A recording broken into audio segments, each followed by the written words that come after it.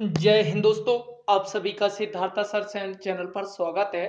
तो आज का जो सेट है हिंदी प्रैक्टिस सेट है 25। तो इसको फ्रेंड्स बिल्कुल हमने हर क्वेश्चन को बहुत ही महत्वपूर्ण तरीके से बनाया है। इसमें गद्य पद्य के साथ कुछ महत्वपूर्ण और भी क्वेश्चन है। तो वीडियो आपको लास्ट तक देखना है, अपनी तैयारी जांचना है कि आप किस तरीके से तैयारी चल रही है। और वहां देखो सबसे बड़ी जो प्रॉब्लम आती है वो गद्य और पद्य में आती है, क्योंकि इनको एक बार बार पढ़ना होता है, टाइम वेस्ट होता है बहुत ज्यादा। तो हमें कोशिश करना है कि एक बार में अच्छे से समझना है और उसके आंसर देना है। तो चलिए, जो न्यू है वो सब्सक्राइब कर दीजिए, बेल बटन दबा दीजिए ताकि आपको हर वीडियो का नोटिफिकेशन। पीडीएफ लेने के लिए टेलीग्राम डाउनलोड कर लीजिए प्ले स्टोर से, सिद्धार्था सर नेम से सर्च करिए। तो क्वेश्चन नंबर है जो फर्स्ट, यहां से क्वेश्चन नंबर है फर्स्ट, यहां से कंगाली में आटा गीला लोकोक्ति का अर्थ है। तो इस तरीके के क्वेश्चन आते हैं, एक आध क्वेश्चन आ सकता है पर ना के बराबर, फिर भी हमने लिया है। तो चलिए बताइए।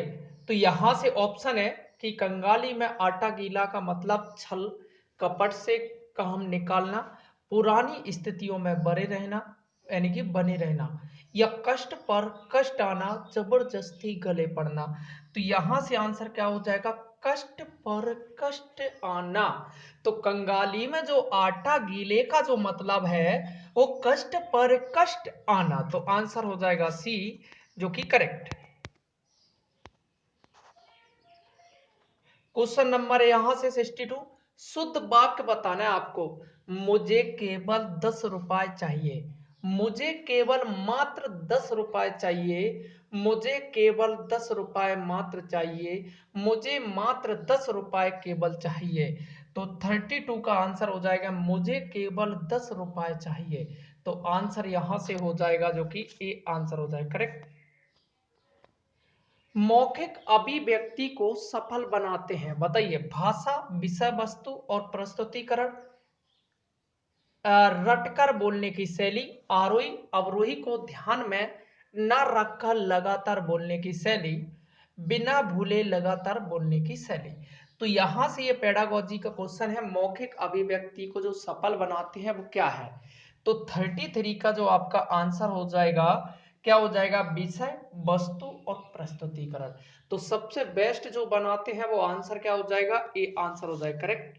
अगला क्वेश्चन है, स्पर्श व्यंजन के उदाहरण है। तो स्पर्श जो व्यंजन है, तो ये वाली मैं बहुत बार यानी कि आपको बता चुका हूं कि इन्हें देख लिए, मैंने एक बार पीडीएफ में भी स्क्रीनशॉट दिया था।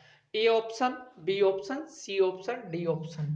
तो यहां से 34 का आपको जो आंसर देना है, तो स्पर्श जो व्यंजन हो जाएंगे ता, था, दा, धा। तो जो स्पर्श करते हैं वो व्यंजन क्या हो जाएंगे? सी आंसर हो जाएगा, करेक्ट। क्वेश्चन नंबर है 35, देशभक्ति इजिकल टू देश के लिए भक्ति में समास कौन सा है? बहुब्री, द्वंद, अव्ययीभाव, तत्पुरुष। तो यहां से आंसर क्या हो जाएगा? तो आपको 35 का जो आंसर देना है, तो यहां से जो विभक्ति के लिए आंसर क्या हो जाएगा आपका? आंसर हो जाएगा तत्पुरुष। तो आंसर क्या हो जाएगा? जहां विभक्तियां आती हैं वो आंसर क्या हो जाएगा? तत्पुरुष। अगला क्वेश्चन है, इच्छावाचक वाक्य का उदाहरण है। मोहन कल आएगा, आपकी यात्रा मंगलमय हो, कल कौन आया था, वह घर पहुंच गया। तो इच्छावाचक वाक्य बताइए। तो यहां से 36 का जो आपका आंसर, आपकी यात्रा मंगलमय हो। तो यानी कि इच्छा अनुसार आपकी, जैसे अपन कहते नहीं मंगलमय हो, मतलब हमारी इच्छा है कि आपका अच्छे से यात्रा हो। तो आंसर जो हो जाएगा बी आंसर, मतलब हमारी इच्छा के अनुसार आपकी यात्रा हो कि आप सुखद हो। 37 है, जेते तुम तारे तेते नभ में न तारे, में अलंकार है। तो बताइए, रूपक, शिलेश, यमक, बहुब्री।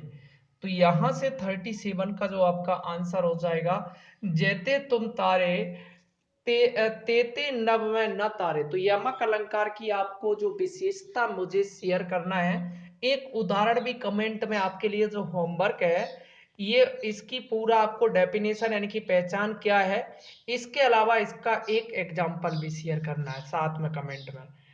अगला क्वेश्चन है भोजन प्लस आलय भोजलाय में संधि है, तो मैंने इसकी बहुत ही अच्छी से ट्रिक बताई थी। ए ऑप्शन दीर्घ स्वर संधि, गुण स्वर संधि, वृद्धि या एड़। तो 38 का जो आपका आंसर हो जाएगा, आंसर क्या हो जाएगा, दीर्घ, यानी कि आंसर क्या हो जाएगा, जहां बड़ा दिख जाए तो वहां क्या होता था, मैंने बताया था आंसर होती है दीर्घ स्वर संधि। तो देखिए ये गद्य अपना शुरू होना है यहां से, तो गद्य को आपको अच्छे से रीड करना, उसके बाद यहां से आंसर। तो देखिए ये गद्य है, हम सांस्कृतिक अस्मिता की बात कितनी ही करें, परंपराओं का अवमूल्यन हुआ है, आस्थाओं का क्षरण हुआ है। कड़वा सच तो यह है कि हम बौद्धिक दासता स्वीकार कर रहे हैं, पश्चिम के सांस्कृतिक उपनिवेश बन रहे हैं। हमारी नई संस्कृति अनुकरण की संस्कृति है।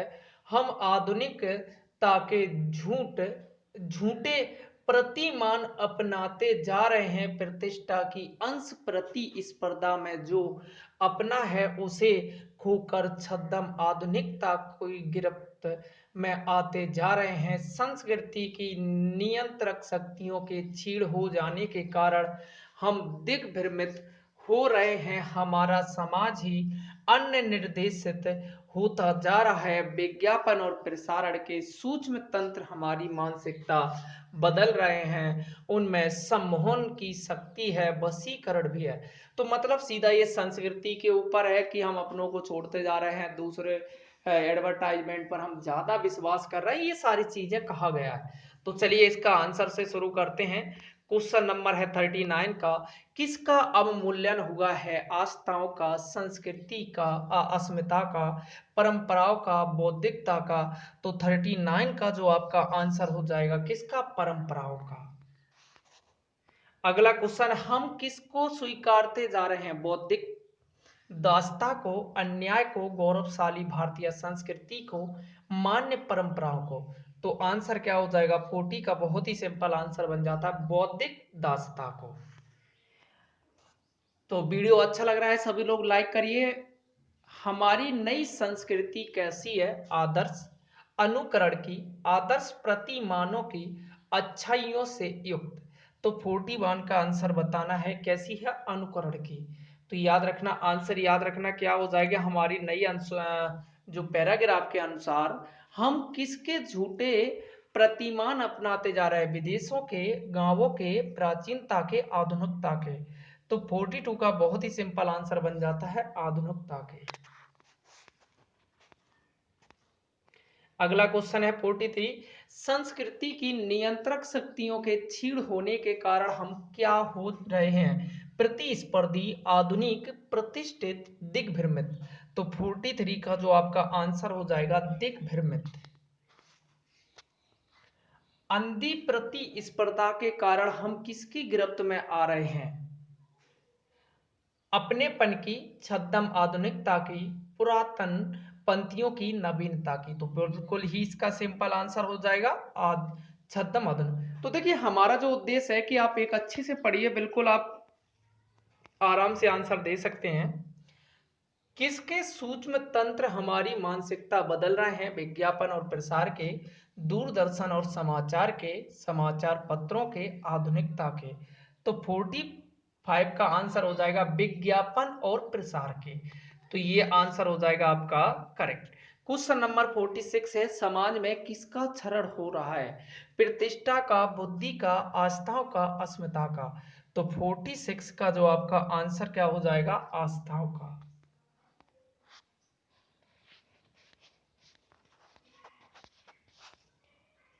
चलिए देखिए अगला जो आपका है, यहां से गद्य आपको पढ़ना है, काव्यांश को पढ़कर नीचे लिखे गए सभी को विकल्प को चुनकर आंसर देना है।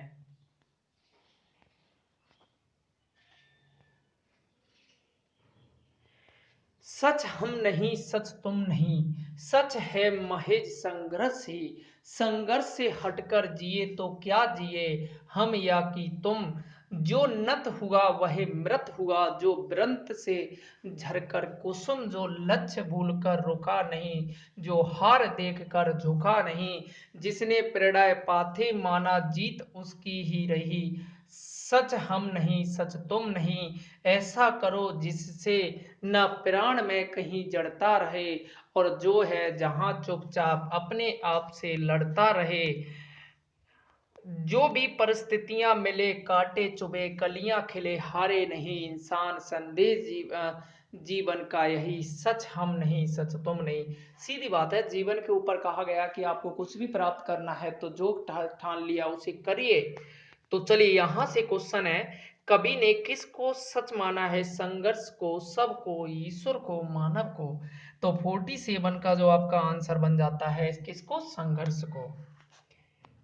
कवि के अनुसार जीत किसकी होती है, शक्तिशाली की, प्रणय को पाथे मानने का, या धनी व्यक्ति की, या अभिमानी व्यक्ति की।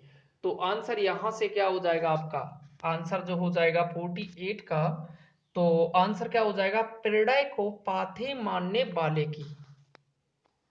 अगला क्वेश्चन है, फूलों के साथ चलने का तात्पर्य खुशबूदार चीजों का साथ, बगीचों के विचरण करना, जंगल के रास्ते पर सुविधा भोगी जीवन। तो 49 का जो आपका आंसर हो जाएगा सुविधा भोगी जीवन। क्वेश्चन नंबर अगला है 50, कांटे और कलियां किसके प्रतीक है, सुविधा आराम, प्रतिष्ठा सम्मान, दुख और सुख के, संपत्ति और सम्मान के। तो 50 का जो आपका आंसर हो जाएगा दुख और सुख के, कांटे और कलियां किसके हैं, दुख और सुख के। तो फ्रेंड्स ये थे आपके 20 क्वेश्चन, आपको कमेंट में बताना है कि कितना आपका स्कोर रहा है। तो उसके बाद मैं देख लेता हूं कि आपकी कैसी तैयारी चल रही। तो थैंक यू फ्रेंड्स, सभी लोग लाइक करिए, अपने दोस्त फ्रेंड को शेयर करिए।